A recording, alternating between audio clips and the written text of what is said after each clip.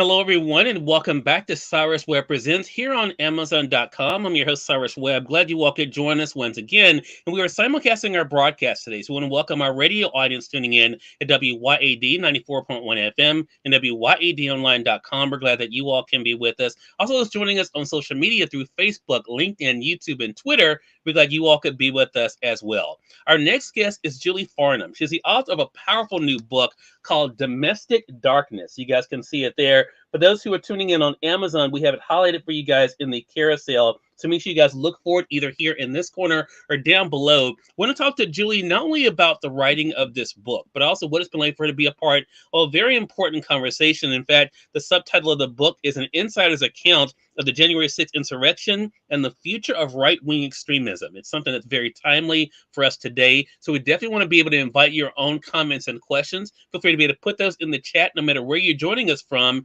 Julie, thank you so much for the time. Really do appreciate it. Thank you for having me on. I appreciate it. Well, Julie, this is an important conversation. It is not always an easy one, I have to say. And I think for a lot of people, it has gotten so muddied. I love the title of the book, though, Domestic Darkness, because a lot of times we think about things coming, from the outside. What has it been like for you to show the dangers that are really being grown within and how we have to be able to counter that?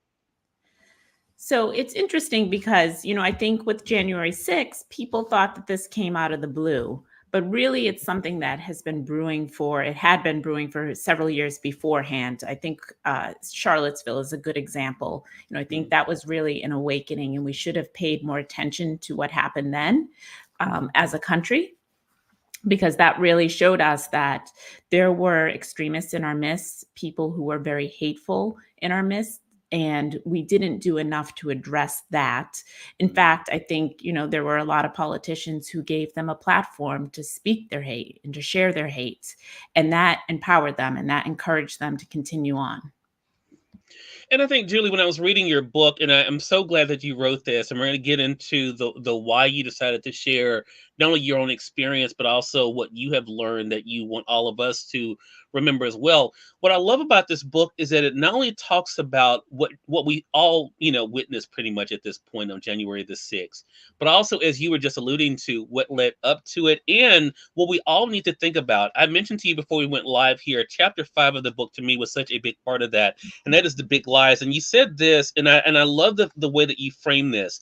For those who have the paperback edition, we have it highlighted for you guys on Amazon. It's on page 81. You said, while conspiracy theories have long existed, more recently, they become part of the political mainstream. Do you think that's kind of part of the problem here? I thought about when I was prepping for this, Julie, we all have that relative or a friend that does something that is not really appropriate, or they may say things that are not the best. And we say, oh, that's just how they are. That's just who they are. And we kind of excuse it because that's just what we're used to. Do you think that's part of the problem here, that we become so accustomed to people saying things and, espousing things that we just kind of don't take it seriously? I don't know if it's that we've become accustomed to it. I think it's that we've made it acceptable. And the difference there is, everyone, of course, everyone in their family, my family included, has that, person who has like crazy political beliefs or is just like out there. And before that was, people could recognize that as an outlier and, views and opinions that are not helpful and not, don't do enough to move the communities forward. But over the past few years, what we've seen is more and more people saying those things out loud, and people not saying, that's not okay. That's hateful. That doesn't help us, because hate never solves. It's never a solution. It never solves a problem. Yeah. But we're seeing there's not enough people speaking out and like making that point, like this can't be. Yeah. Such a great thing. And as you even allude to in the book, and I think, again, we've seen this as well, a lot of the ways that people who are able to have these extremist views and kind of gain traction with it is that, as you talk about in the book, and we've seen this, is that they tie into a grievance, a feeling of someone who feels as though they have been left out of something or something been taken away from them. We definitely have seen that over the past few years. Talk to us about that, Julie. When you were kind of writing this book, what was it like for you to kind of show how the ingredients kind of all mixed together to create situations like what we saw with the insurrection? Sure. Yeah. I mean, I think the pandemic didn't help, right? Because people were very socially isolated, and we're all sitting in our homes, and people sought companionship and comfort and friendship mostly online because that's the only place they could go. And so you saw, and people, it was a very uncertain time and people wanted answers. So you saw a lot of these conspiracy theories, which existed beforehand, but they really flourished under the pandemic. And so Mhm. that was certainly an ingredient that led to, I think, some of the things that we saw in late 2020 and then early into 2021. So there's that. But with a lot of these groups, particularly I'm thinking like white supremacist groups, I think it's not dissimilar to why people join gangs.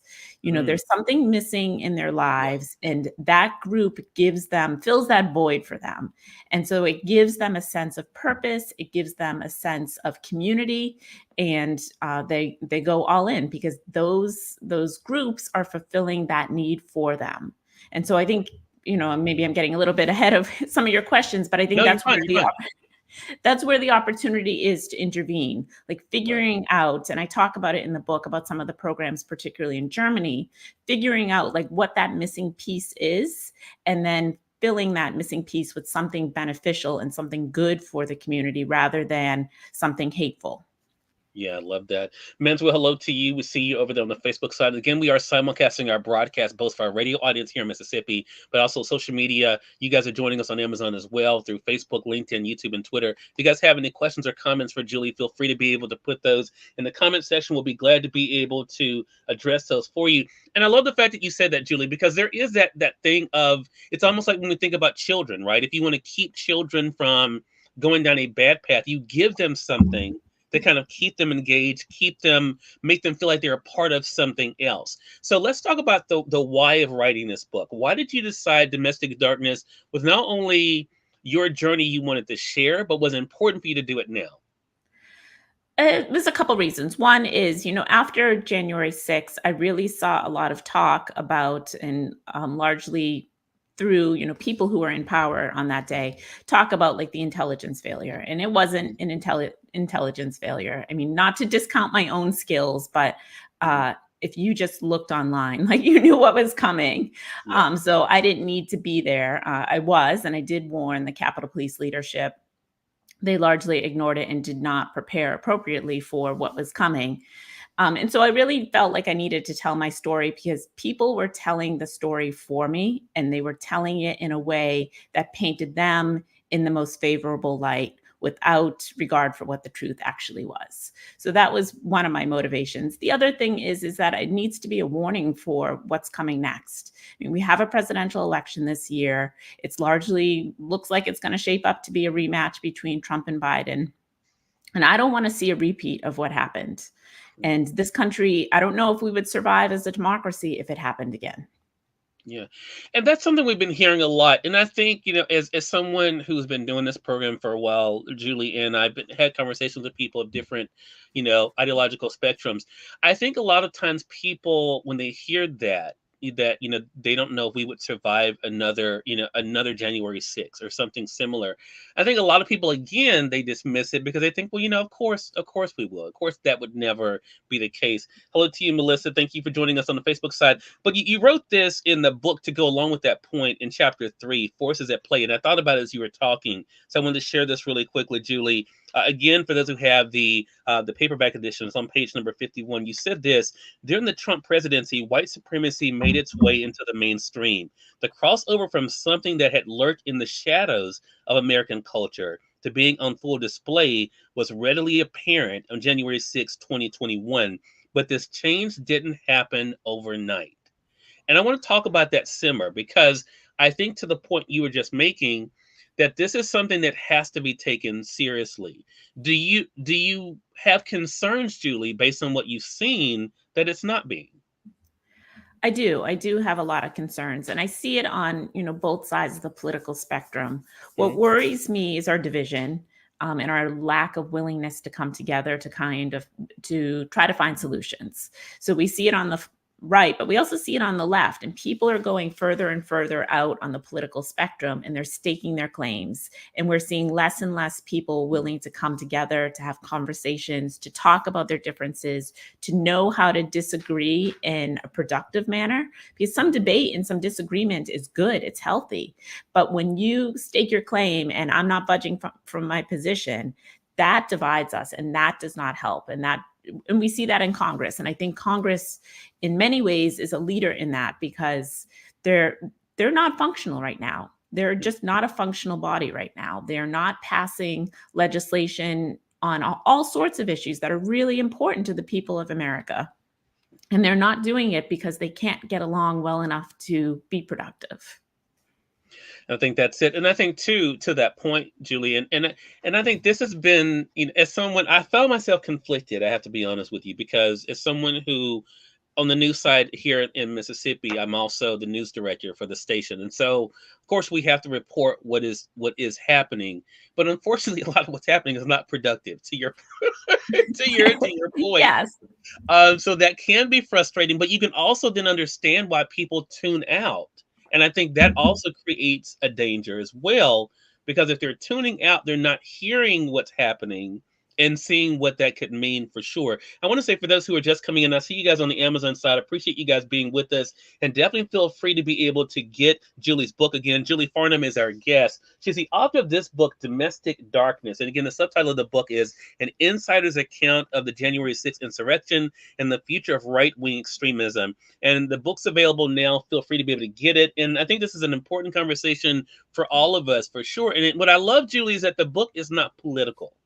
It is a book, I think, that really does show, as you were just alluding to, the role that all of us have in this. And not only, of course, being able to call out the dangers, but also to be able to make sure things are in place that can be able to counter that as well. So, Julie, did you have any concerns about writing a book like this? I know that this is, of course, not only your journey, what you were able to see and experience, but now, of course, in talking about it on the outside, did you have any concerns about how this book would be received? I did, and I knew, I knew I would get some pushback, particularly from the far right. Well, it's a book that kind of calls them out, so I can understand why they would not be Right. happy with the book. But they follow me on social media too, and they are pretty. They're mean and they're threatening. I'm running for local office here in Arlington, Virginia. And the Mhm. first week that I announced, I had 7 death threats. Mhm. And they were all from the far right. And I expected it. I actually had a meeting with the chief of police the week before, and I said, "Yeah, I'm going to get threats." And he's like, "No." And I said, "No, they're coming." And they did, sure enough. And that's not okay. I mean, that's not okay. And I saw, whenever a member of Congress, and when I was at the Capitol Police, largely what I did was investigate threats against members of Congress on both sides of the aisle equally. And whenever a member says something that is controversial, there is just a flood of threats that comes with that. And it doesn't matter, if the member is Democrat or Republican. Both sides do it. Both sides do it a lot. And that's never okay. It's never okay to threaten an elected official or a candidate for elected office. And we see that a lot. And, in 2021, the Capitol Police dealt with almost 10,000 threats. And then it was almost 9,000 the next 2 years, but it's a lot. Mhm. It is, and I think, again, we just, even looking at 2023, we saw even members of Congress being threatened just because of their lack of support for someone who was running for Speaker of the House.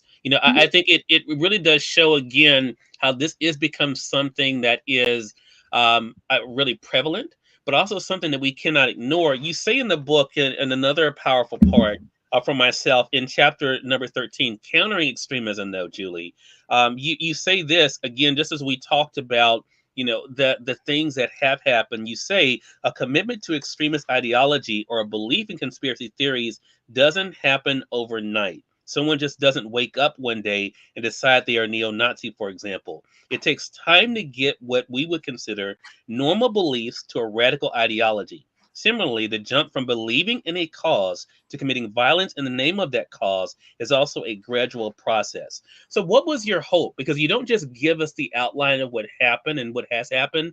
you do finish the book even with recommendations, even of course addressing the home. You talk about even hate beginning at home. What was your hope that this book would do, Julia, not only being a part of the conversation, but Mhm. also in moving the conversation forward? Yeah, I do hope that the book is something that people will discuss and we'll talk about Mhm. like what we need to do. Because as you just read, radicalization and extremism is not something that you don't just flip a switch and you become radical. Mhm. It's on a continuum, and you can go back and look at any like attack that has happened recently. Look at Buffalo, for example, that shooting. That Peyton Gentron, he did not radicalize overnight. There were a lot of opportunities along the way to intervene, and no one did. And that goes, and I do think that, the lone wolf is probably the biggest threat that we have. I don't know if we would have something like January 6th again, or at least I think the Capitol Police would be prepared for that because they Mhm. know that threat now. Mhm. But I think more likely is someone who has become radicalized, who commits a violent act against probably an elected official or a candidate, things like that. That is probably the biggest threat. Mhm. And we don't want to see that. But I think to your other point, though, education is key. And that's key. If you can, it's just like drug use, right? Like if you can prevent someone from using drugs, it's a lot easier than trying to get them through addiction. So if we can intervene before they become radicalized, that's really important. And so one of the recommendations, but I'm not stealing your thunder by No, go talking ahead. about the Go ahead. recommendation. Go ahead. One of the recommendations in the book, and as you mentioned, I do end with a series of recommendations that I think we need to do as a country to address the issue of extremism.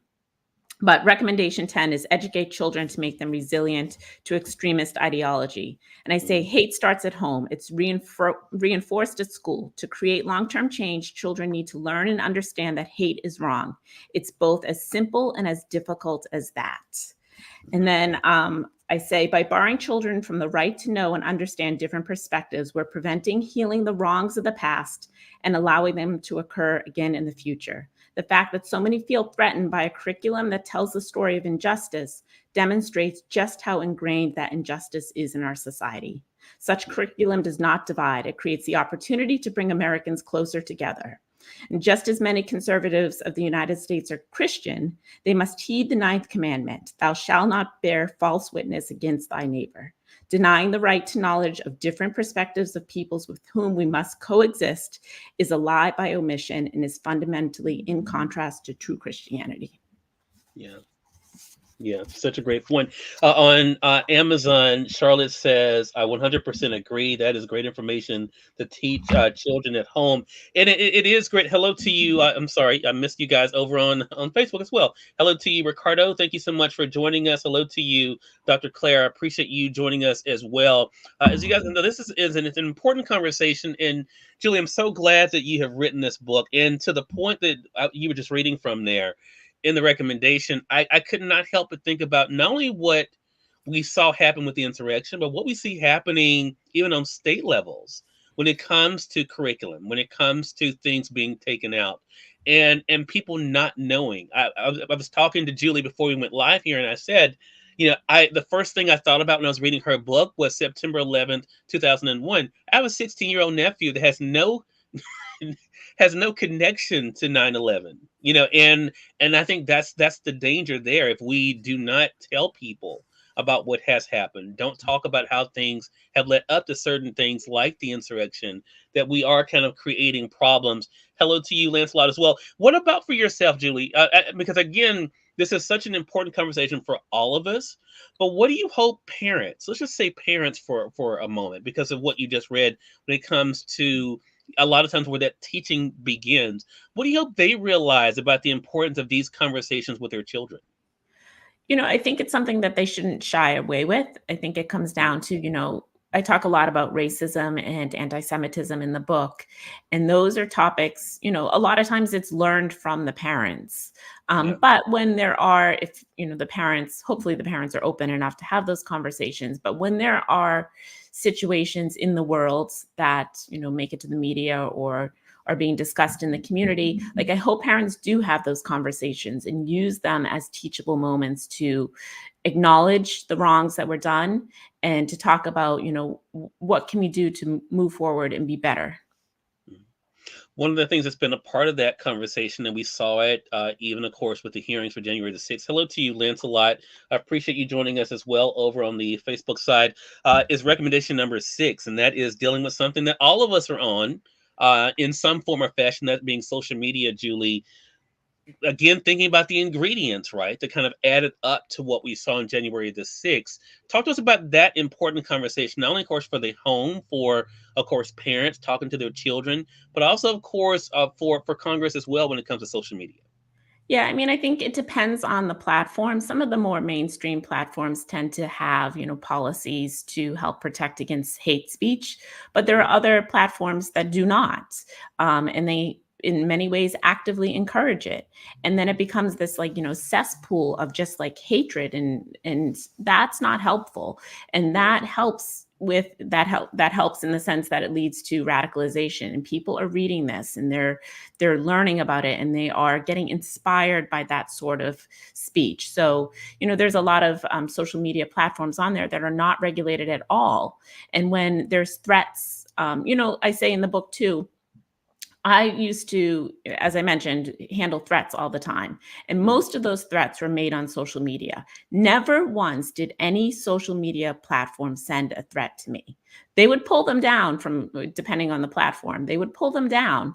And so they Mhm. pulled them down knowing that it was a threat, but they never told anyone about it. They had to wait for me to find it out, figure it out on my own.